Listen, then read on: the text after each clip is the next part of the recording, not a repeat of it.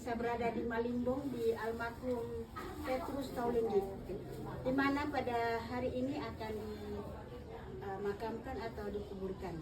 Melewati lembah. Ini adalah lagu terakhir pada ibadah pemakaman almarhum Bapak Petrus Taulingi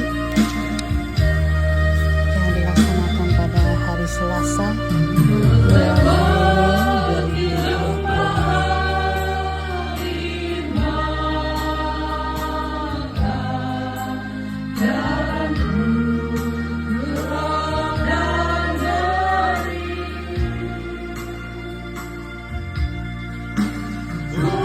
Mei 2020.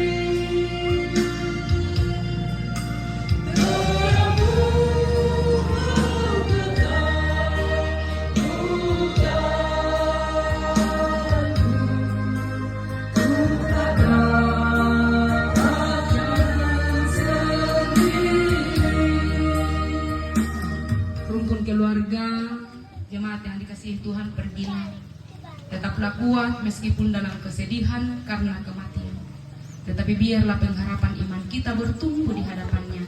Terimalah berkat Tuhan.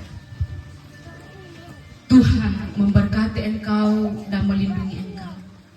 Tuhan menyinari engkau dengan wajahnya dan memberi engkau kasih karunia. Tuhan menghadapkan wajahnya kepadamu dan memberi engkau damai sejahtera. Amin. Kita tetap berdiri, kita angkat pujian Pak Porayan Natu.